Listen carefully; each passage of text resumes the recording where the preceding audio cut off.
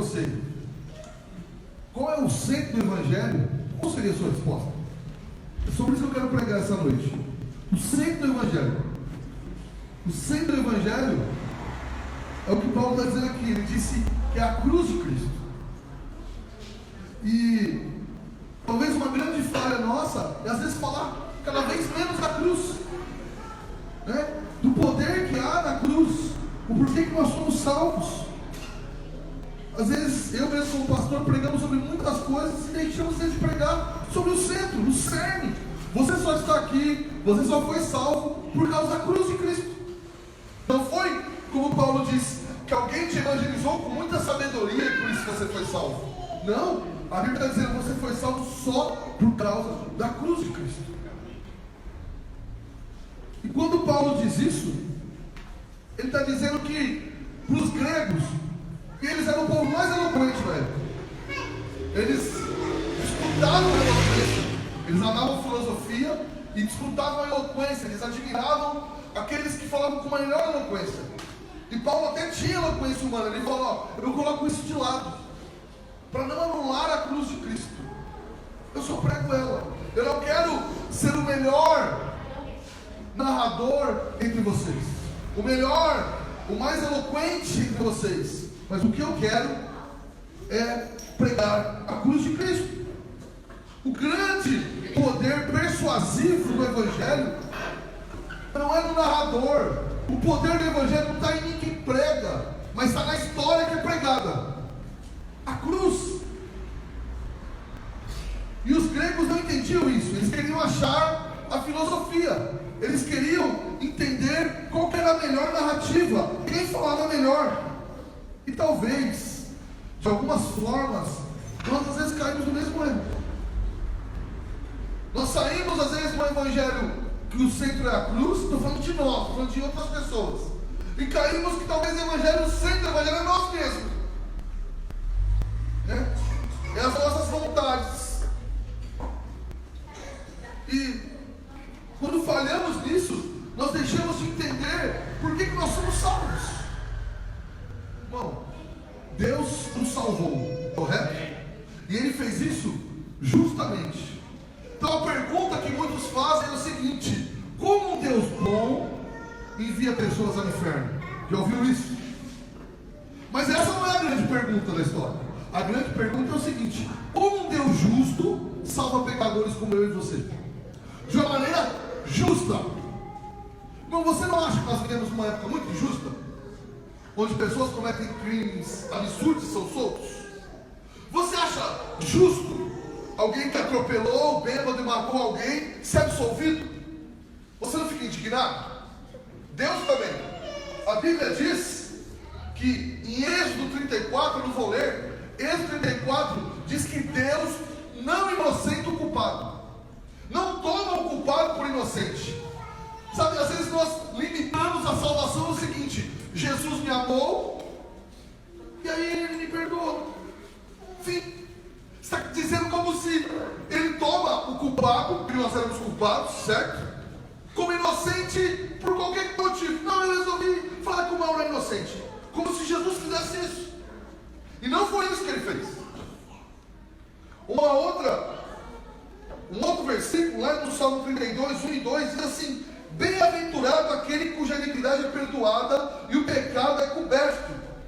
Bem-aventurado o homem que o Senhor não atribui dolo ou iniquidade. E talvez o versículo mais forte aqui, Provérbios 17:15 diz: o que justifica o perverso e que condena o justo é abominável ao Senhor. Deus está dizendo: eu não inocento o culpado, eu abomino quem faz isso.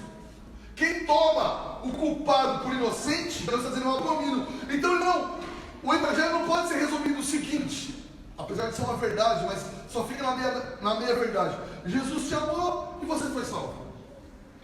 Como Ele fez isso? Hoje é dia de ceia, é um dia importante falar isso. Como é que Jesus salvou eu e você, pecadores?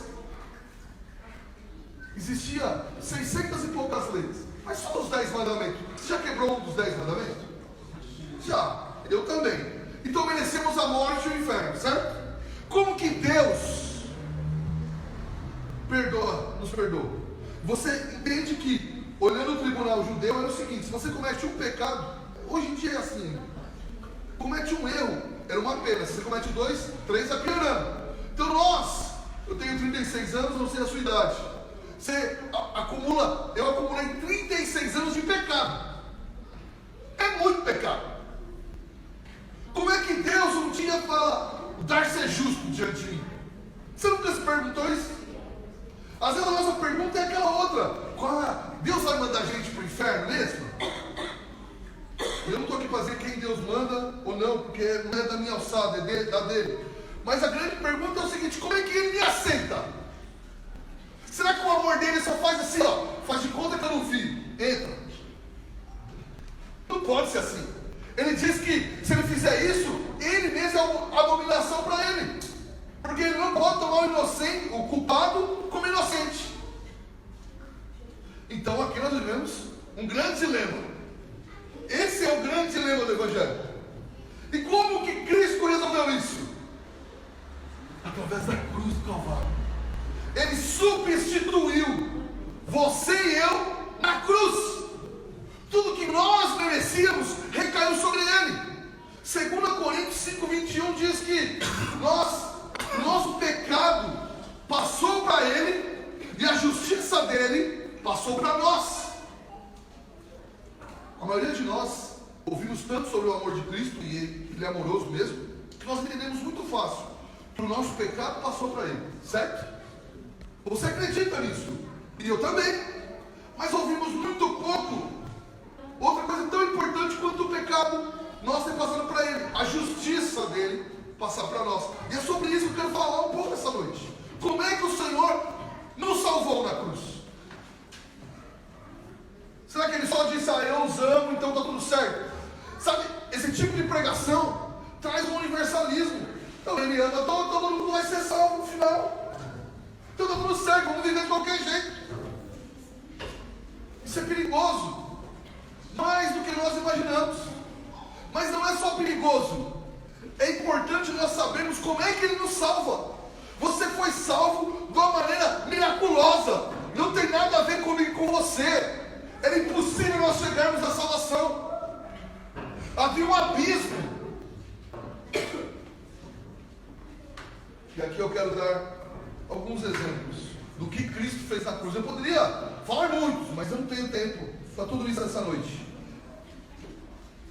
O primeiro ato dele na cruz, ou na vida, não só na cruz, é que ele se tornou, quando o Adão pecou, ele foi expulso do Éden. Por quê? Porque ele, cheio de pecado, não tinha mais direito ao céu e nem ao Éden. Ele se tornou um ser, diríamos assim, desprezível, cheio de pecado. O Senhor não podia aceitar aquilo, e ele coloca Adão para fora. Isaías 53, quando vai falar de Jesus, sabe o que diz sobre o nosso mestre? Ele foi desprezado, o mais rejeitado entre os homens. Nós éramos seres desprezíveis. Não, irmão, não que para mim o Mauro, não entre nós. Nós falando para Deus, o nosso pecado era tão acumulado, que nós não tínhamos direito a paraíso algum. Mas ele veio e se tornou desprezível em nosso lugar. Isaías 53 diz, o mais desprezado, o mais rejeitado dos homens de dores, sabe o que é padecer. Ele fez o que era para nós sermos sempre desprezados. Os anjos, a Bíblia diz, que os anjos não compreendiam tamanha obra. Como seres pecadores, que ofendem a Deus, como eu e você, como Darcy, um ser pecador, que ofende a Deus, peca.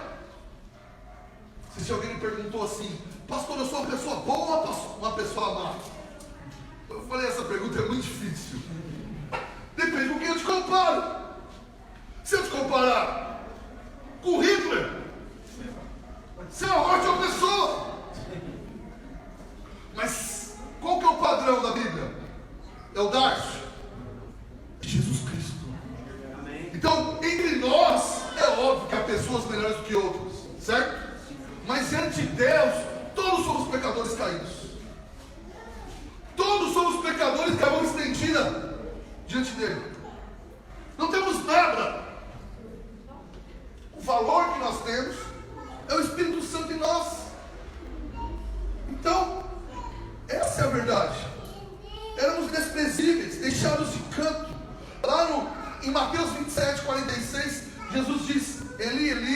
Salá Sabactrani, ele está dizendo que Deus o desamparou, mas ele está citando o Salmo 22, que o salmista diz, dizendo que ele era desprezível.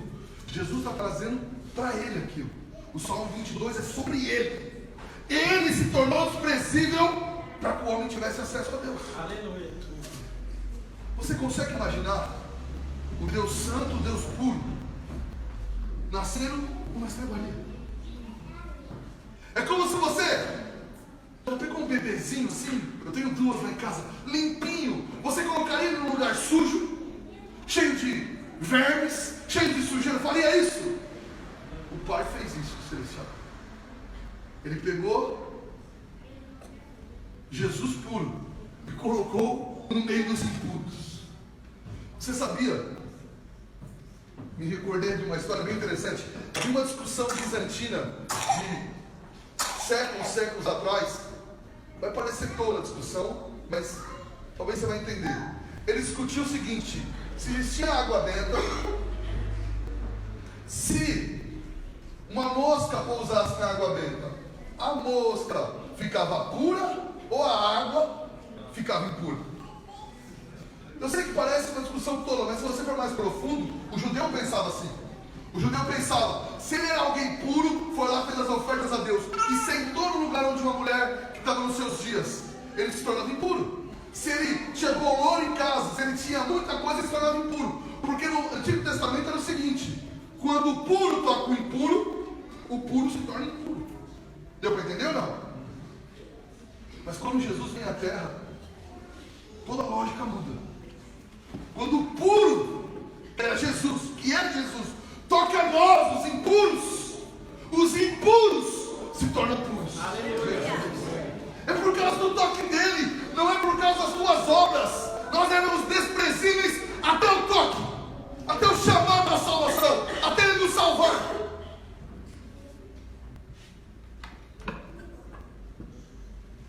Você vê como ele foi desprezado? Leia as escrituras, ele foi chamado de beberrão, de glutão, de amigo de pecadores. Foi desprezado, humilhado. Outro motivo que se passou na cruz do Calvário é que ele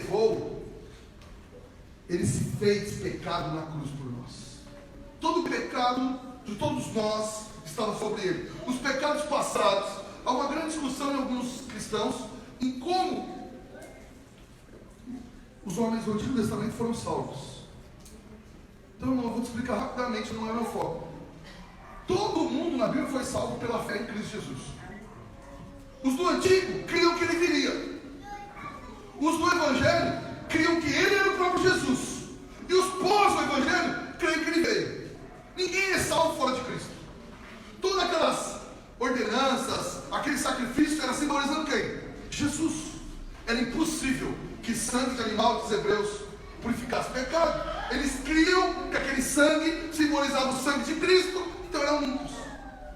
Então todo o pecado da humanidade, antes de Jesus, pós Jesus e durante Jesus, estava sobre ele na cruz do Calvário. 1 Pedro 2,24. Carregando ele mesmo em seu corpo sobre o madeiro os nossos pecados, para que nós, mortos para o pecado, vivamos agora para a justiça, e por suas chagas fomos sarados. 1 Pedro. Ele pagou o nosso pecado, ele carregou o nosso pecado. Há uma passagem, eu só vou citá-la, depois se você quiser ler em casa, em Levítico 16, havia o povo judeu, quando ele ia pedir perdão uma vez por ano, ele usava 2 bodes. Ele pegava um bode e ele sacrificava o bode, e o outro bode, não sei se você ouviu falar, até a gente fala isso até hoje, né? Bode da expiação, bode expiatório. Até hoje tem essa, pegaram fulano para bode expiatório. Vou te explicar o que significava. O primeiro bode, eles sacrificavam, e era um sacrifício para perdão dos pecados. O segundo, o sumo sacerdote punha a mão sobre a cabeça dele e confessava o pecado da nação inteira. Abria a porta, aquelas portas de Jerusalém, e ele tinha que correr para fora de Jerusalém, porque o símbolo era o seguinte: ele levou o pecado para fora do povo. O pecado não está mais. Deus perdoou o pecado, e agora o pecado passou para o bode, e o bode correu para fora. Deu para entender? Jesus é os dois bodes aqui. Ele foi morto por nós, e até o simbolismo dele ser morto fora de Jerusalém, das portas, porque ele levou o pecado do povo. Ele é tudo para nós. Ele carregou o nosso pecado. Ele morreu quando o seu sangue é derramado. Ele está perdoando o pecado. E ele está levando para fora. Eu sei que você vai olhar e falar: mas eu peco ainda. Sim, mas haverá um dia que nós não pecaremos mais. Porque hoje em dia o Senhor tirou o poder do pecado sobre nós. A Bíblia diz que nós pecamos por vontade agora. Nós escolhemos pecar os cristãos, porque o pecado não tem mais domínio sobre nós, diz os Romanos. Sobre aquele que não nasceu de novo, o pecado tem todo o domínio. Sobre o que nasceu de novo, ele não tem mais domínio. Ele não mais nos domina. Então, o primeiro ato já aconteceu, que o pecado não mais nos domina. A força do pecado foi retirada. E um dia, na volta de Jesus, a presença do pecado será retirada de nós. Por quê? Porque ele levou cada pecado sobre ele. Eu não sei você, né? Mas há uma grande discussão sobre, e eu não vou falar disso aqui, sobre se alguns crimes merecem pena de morte ou não. A discussão não é essa. Mas para Deus, todo pecado merecia morte. Todos nós morreríamos. E só não morremos para Deus de vez, porque Ele veio e levou os pecados. Alguém teve que o quê? Morrer. Se entregar. Ele levou sobre si cada um dos nossos pecados. Ele foi sacrificado por nós. Hebreus 9:12 diz que Ele não foi sobre nós, não é o sangue de bodes ou de bezerros que Ele nos salvou, mas pelo seu próprio sangue. Ele entrou uma vez só no santuário, efetuando uma eterna redenção. Israel tinha que fazer aquilo que uma vez por ano. Jesus fez uma vez na história. Por isso que ele disse o quê? Está consumado. Todo o projeto está resolvido. Ele carregou. Ele carregou o nosso pecado para nós carregarmos a justiça dele. Mas no final eu vou falar sobre a justiça dele sobre nós. Mas há um outro fator. A Bíblia diz que é maldito todo aquele que for pendurado no madeiro. Leu isso? Ele se fez, além de carregar o pecado, se fazer desprezível, ele se fez maldição. Sabe por que o judeu não entendia Jesus como filho de Deus? Ele não entende até hoje. Porque morrer numa cruz é maldição. Como é que o Deus do universo, o Criador, é maldito? Então ele não crê. Quando ele vê a morte na cruz, o judeu, boa parte de Deus, entende. Está vendo? Essa é a prova que ele não era Deus. Mas Gálatas 3,13, se não tivesse esse versículo, ficaria mais difícil de compreender. Explica claramente: Cristo nos resgatou da maldição da lei, fazendo-se Ele próprio maldição em nosso lugar. Porque está escrito: maldito todo aquele que for pendurado no madeiro. Ele se fez maldito. Nós todos os cristãos, todos os homens, éramos malditos. E Ele se fez maldito. Ele era puro. A Bíblia diz que nunca conheceu o pecado, mas Ele vestiu a nossa maldição. Além do nosso pecado, que eu falei na outra parte, Ele vestiu a nossa maldição também. Por isso que é milagrosa a nossa salvação. Não é só dizer: Jesus te ama e vai te salvar. É milagrosa porque malditos não entram no céu, e nós éramos malditos. Eu sei que não é uma pregação de muito glória a Deus, né? Você é pecador, você é maldito, mas é a verdade. Nós temos que ter noção de quão grande salvação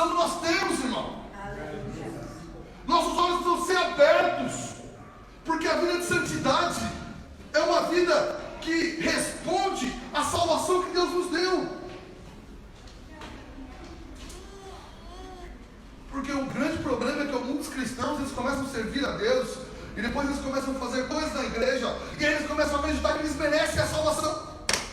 Ah, mas eu ajudo, eu contribuo, eu dizimo, eu vou lá, eu limpo a cadeira, eu tenho um lugarzinho no céu por causa disso. Não, o seu lugar no céu só existe porque Ele se entregou por você, porque Ele carregou o pecado por você, e porque Ele vestiu a maldição minha e sua, que estava sobre nós, sobre Ele. E nós fazemos por gratidão, por amor, por um Deus tão maravilhoso, mas não por isso que nós vamos ser salvos. Não há mérito em nós para a salvação. Isso assusta alguns cristãos. Não, eu tenho algum méritozinho, eu fiz algumas coisas boas. Mas a Bíblia diz que se você errar num traço da lei, você errou nela toda. Então é uma maldição trocada. A sua maldição passou para ele. Ele levou, né? Na cruz ele se fez maldição. Ele se tornou maldição para que nós, um outro texto diz que ele morreu a nossa morte para vivermos a vida dele. Ele levou a nossa maldição para que nós pudéssemos levar a bênção sobre ele. A bênção que Deus tinha para Jesus, Efésios diz que ele derramou sobre nós toda a sorte de bens espirituais. Efésios começa dizendo isso, está sobre os filhos de Deus. Não porque eles merecem, mas porque ele levou a maldição e agora eles podem ser abençoados. Por isso que a cruz é loucura. Por isso que 1 Coríntios diz que é loucura para aqueles que se perdem, mas para nós é poder de Deus. Você foi salvo, você teve noção, pelo menos um pouco, de quão pecador você era. Entende? Porque aquele que vem para Jesus dizendo mais ou menos assim: ah não, eu estou aqui, né? Porque minha vida precisa dar uma melhoradinha. Isso não é conversão. Jesus não é aqui para dar um up na sua vida. Vamos melhorar alguns pontos para se tornar alguém muito melhor. Não. Jesus está pegando um morto e dando vida. Aleluia. Essa é a diferença. O problema é que nós achamos. Não sei se você já disse isso. Eu já verbalizei isso muitos anos atrás, como média. Depois aprendi que eu inventava mentira para mim mesmo. Quando você fala mais ou menos assim: não, mas eu procurava Deus. Já falou isso? Não, assim, eu tinha temor de Deus. Tinha nada. Se tivesse, não pecava tão descaradamente. Já mentiu? Já, óbvio. Não precisa nem responder, você vai mentir aqui, né? Não, eu nunca menti. Tá bom, mentiroso. Eu tive um pastor na minha adolescência que ele fez algo muito engraçado na igreja. Hoje eu vejo na internet alguns brincando com isso, mas ele fez. Ele falou no final de um culto, pastor Valcir da restauração. Ele falou: eu queria que você lesse Efésios essa semana. E ele chegou e falou: quantos leram Efésios? Aí a gente levantou a mão. Ele falou: quantos leram Efésios 7? Bom, a galera levantou a mão. Ele falou: mentiroso, só vai até o 6. É só pegar o povo. Um dia meu irmão falou para mim: não, eu li 1 Coríntios 20. Eu falei: não existe. Eu falei: tá algo errado para ler a Bíblia, pastor. Tem, você não lê. Então, a cruz se torna loucura, completa loucura. Para o judeu ou para o ímpio.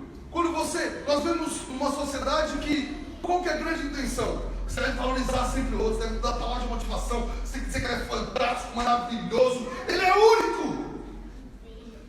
Ele é um ser único na humanidade e merece os 7 bilhões de pessoas. São seres únicos que merecem grande admiração. Não dá nem para venerar 7 bilhões de pessoas. Nós somos seres que querem nos roubar a glória de Deus muitas vezes. Aí vem a Bíblia e diz: por que é loucura? Que você quer admitir que você é pecador. Você quer admitir que você não pode. Mas a filosofia do nossa era é: você pode. E a Bíblia a Bíblia vem e diz: você não pode. Romanos vai dizer, Romanos 9: não importa de quem quer ou de quem corre, mas o que importa é se Deus exerce misericórdia. Aquele que, como é que é? Aquele que querer é poder, né? Romanos diz: não, Não, não é. Pode querer, se Deus exercer misericórdia, você não vai nem querer. Então, nós não éramos alguém que temia Deus e um dia fomos salvos. Tiago diz que nós éramos inimigos de Deus. Fugíamos de Deus. Então foi uma maldição trocada. Ainda mais. E talvez a parte que mais me chamou a atenção na vida é que ele recebeu a ira por nós. Abra sua Bíblia em Romanos 3:25. Esse eu queria que você lesse comigo. Romanos 3:25.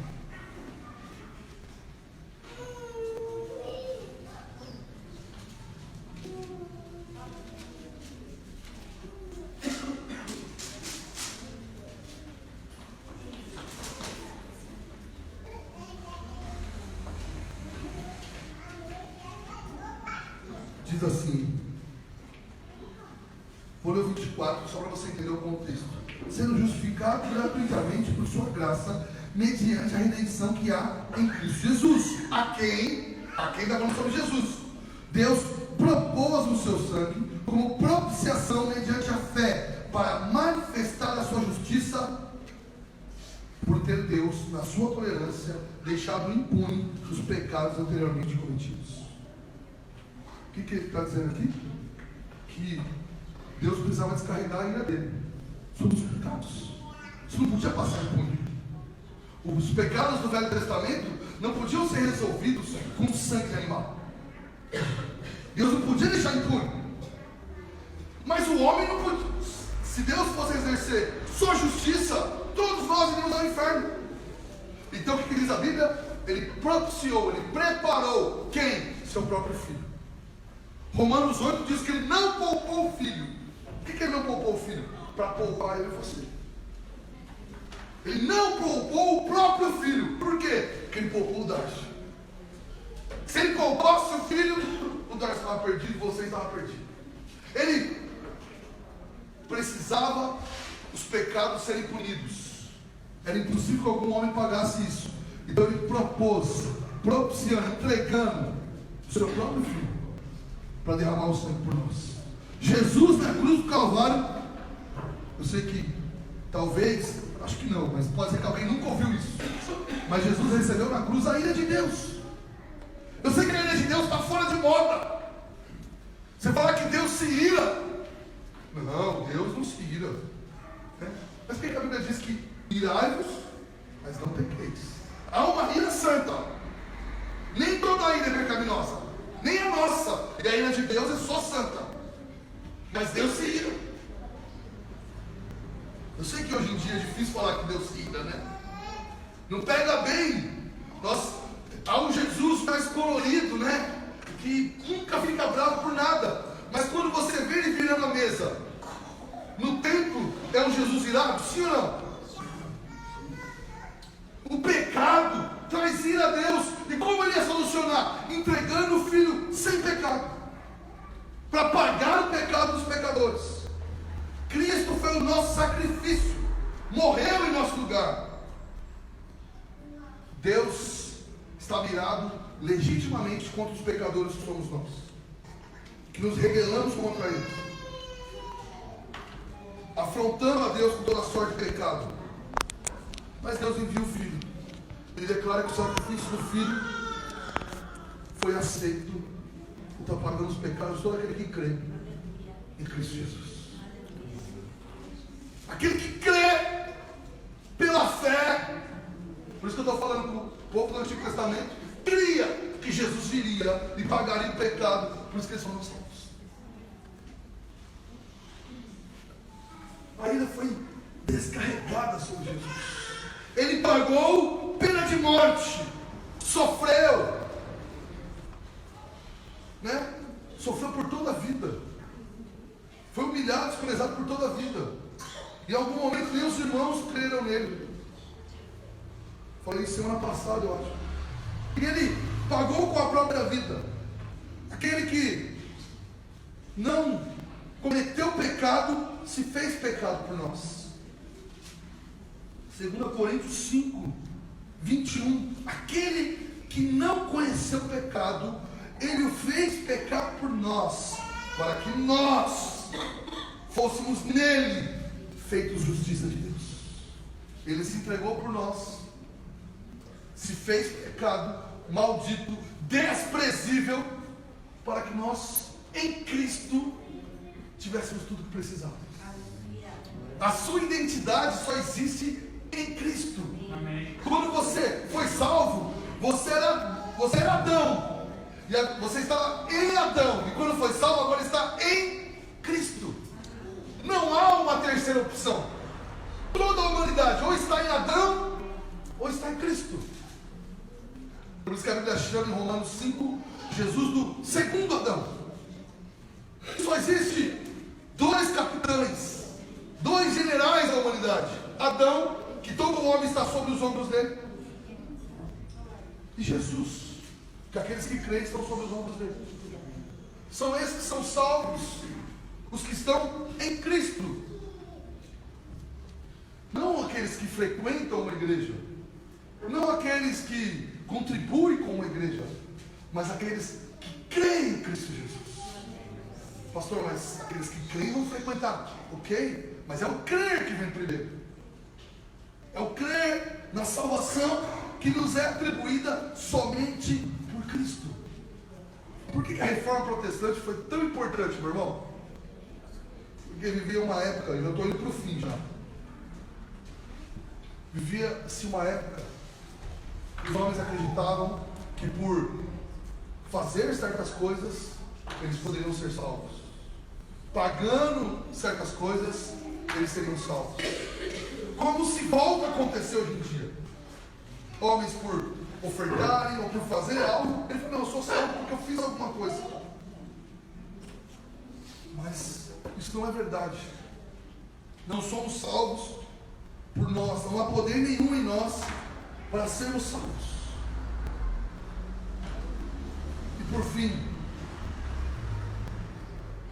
ele na cruz, é óbvio que eu vou dizer, mas é o mais importante: na cruz ele morreu e ressuscitou. Aleluia. Sabe, precisamos dar ênfase nos dois. Há muitos anos nós só enfatizamos que ele morreu. Esses dias eu vi um pastor dizendo que mesmo se Cristo não tivesse ressuscitado, não teria problema, ele creria em Jesus. Parece bonito, mas para Paulo não é. Paulo diz o seguinte: se Cristo não ressuscitou, é vã a nossa fé, é tola. Mas primeiro eu vou falar que ele morreu.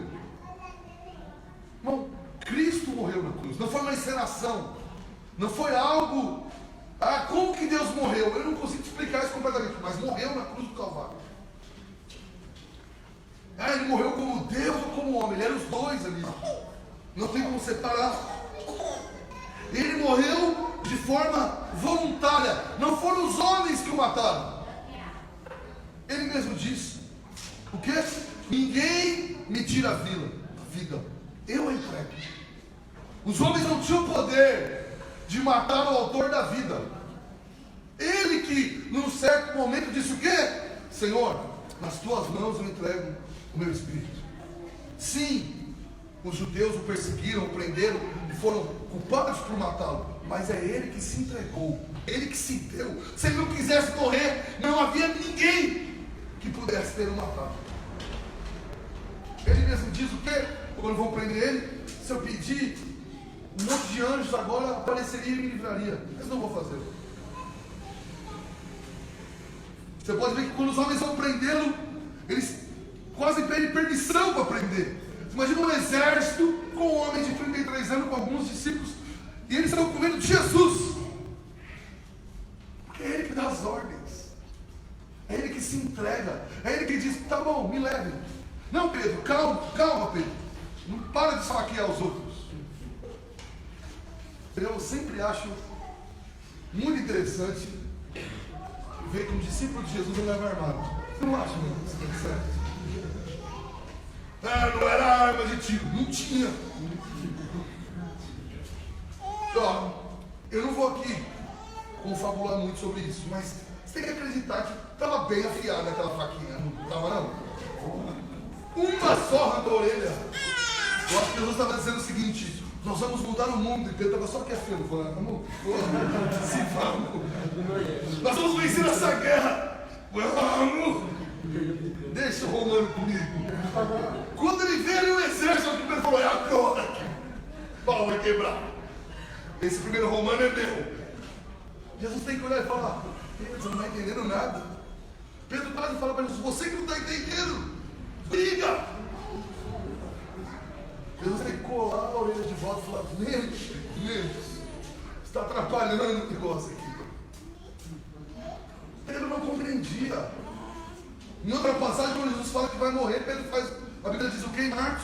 Que Pedro exortou Jesus. Você imagina a cena de Pedro dizer: você não vai morrer não, Jesus, para com isso.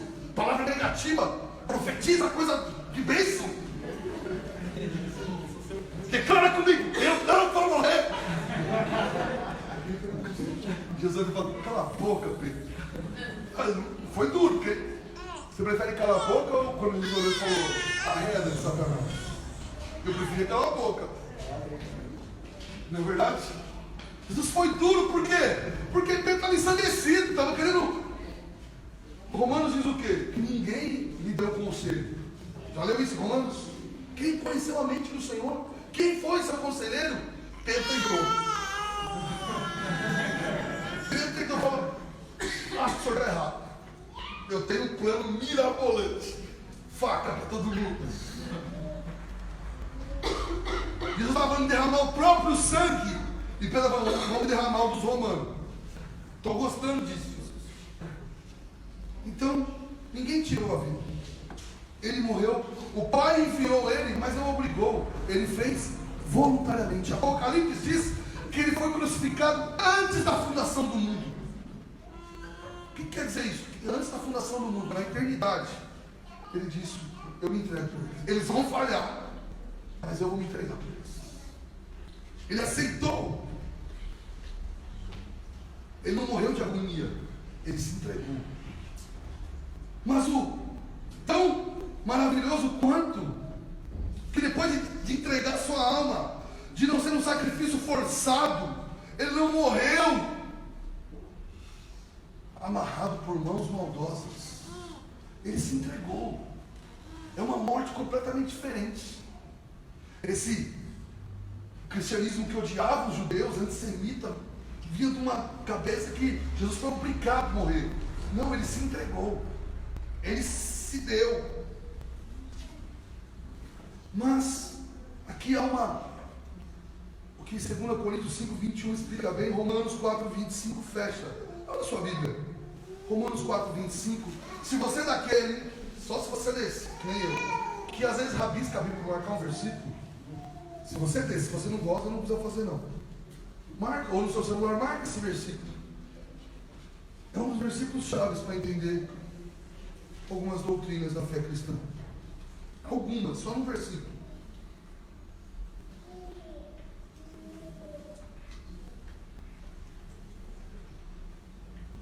Aqui é uma doutrina que eu falei lá de 2 Coríntios 5, 21, da dupla imputação.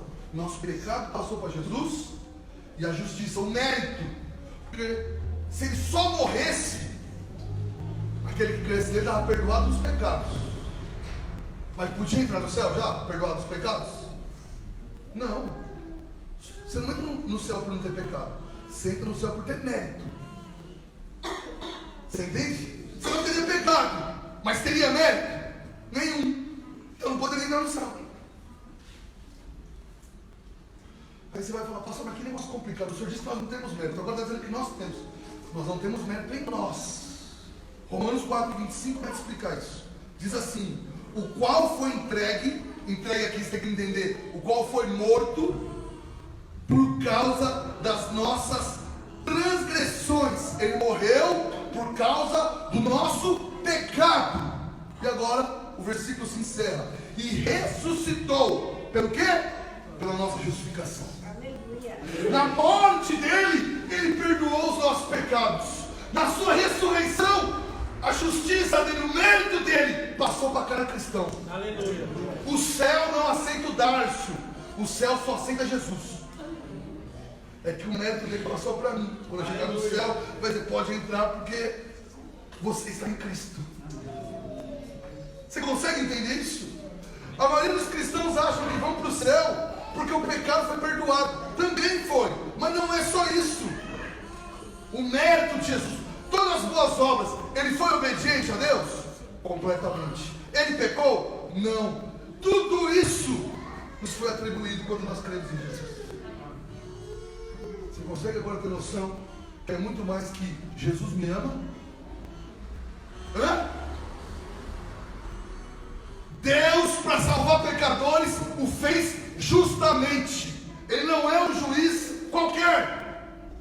Alguém foi lá e pagou a pena. Alguém foi lá e entregou. Alguém deu a vida. Alguém ressuscitou. E o mérito dele passou para nós. Alguém já me disse, né? Até brincando, alguns dizem: eu não acho certo eu ser pecador porque Adão pecou.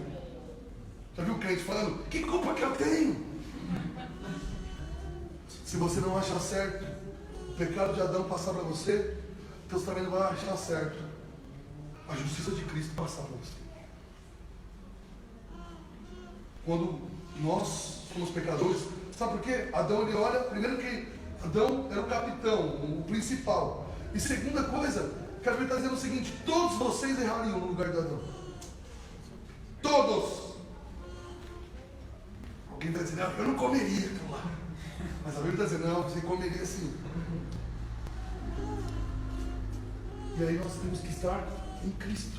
Porque do mesmo jeito que o pecado de Adão passou para nós, a justiça de Cristo, a pureza de Cristo também passou para nós. Ele não só morreu pelos nossos pecados, ele ressuscitou, para, como diz a Bíblia, para que nós fôssemos justificados. Já leu nas escrituras que Deus não... Já fiquei em crise com isso e ninguém sabia me explicar na época. Já leu assim quando diz que Deus não aceita oração a não ser de justo? Deus só escuta oração de justo. Já leu isso? Quem já leu? Você ficou assustado quando leu? Eu não entendia. Até que eu entendi o seguinte: todos que estão em Cristo são justos. Ele ouve a oração daqueles que estão em Cristo. Entende? Foi assim que você se tornou justo. Para nós, às vezes, é só você é amado, Jesus te ama. Mas quando você olha, eu poderia dizer mais coisas, mas estou encerrando aqui. Se o louvor se puder subir, nós vamos para a ceia. Mas não é só, sim, ó, não estou dizendo que é mentira que ele nos ama, ele nos ama muito. Mas você tem que entender tudo o que aconteceu. Ele foi o quê? O mais desprezado entre os homens. O castigo que estava sobre nós veio sobre ele. A maldição nossa passou para ele. A ira que era para nós passou para ele. Tudo isso é a verdade. E quando ele morreu, perdoou os nossos pecados. Quando ressuscitou, passou para nós os méritos que não tínhamos.